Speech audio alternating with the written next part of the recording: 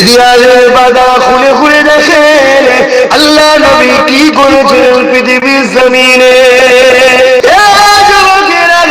Abu Jahl Utba Saiba পৃথিবীর মানুষের মনুষ্যত্বটাকে কেড়ে নিয়েছিল, পৃথিবীর মানুষের স্বাধীনতাকে কেড়ে নিয়েছিল। আবু জেহেল উতবা সাইবা কি করেছিল?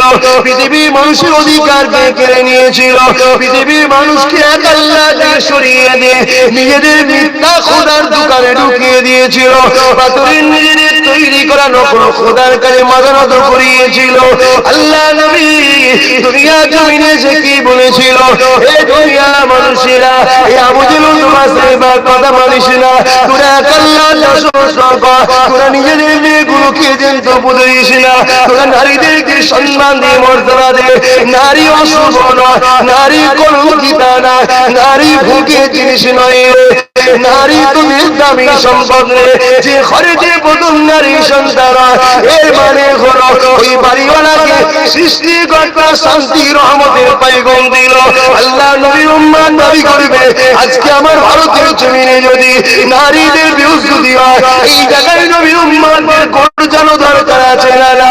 ভেবে দেখো, চিন্তা করে দেখো, কাশ্মীরের মন্দিরের মধ্যে পুরোহিতরা পূজারীরা 7 দিন ধরে 7-8 বছরের বাচ্চা 80 পাকে রেপ করে মেরে দিল। এ নবী উম্মতেরা যে নবী সারা জীবন কুরবান করেছে নারীদেরকে বাঁচাবার জন্য, আজকে কাশ্মীরের মন্দিরে ওই 80 পা ইনসাফ পেল না।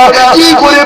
তোদের নেতা, তোদের মন্ত্রী, তোদের মেলে, তোদের ওপর পোস্টে যারা তোদের খেয়েছে সবাই মধ্যে 99% গাদ্দার মুনাফিক চিটিংবাজ রয়েছে। এখানে তোরা কথা বলতে গেলে তারা তখন তোদেরকে চেপে ধরে। আমি আব্বাস থেকে চাই বাংলার মধ্যে এমন একটা শক্তি তৈরি করবো, এই বাংলার কোন মা, এই বাংলার কোন নারী, এই বাংলার কোন মেয়ে, হোক সে হিন্দু, হোক সে খ্রিস্টান, হোক সে আদিবাসী, হোক সে দলিত, কে কি ধর্ম দেখা আমি দেখবো না। আমি দেখবো আল্লাহর সৃষ্টি।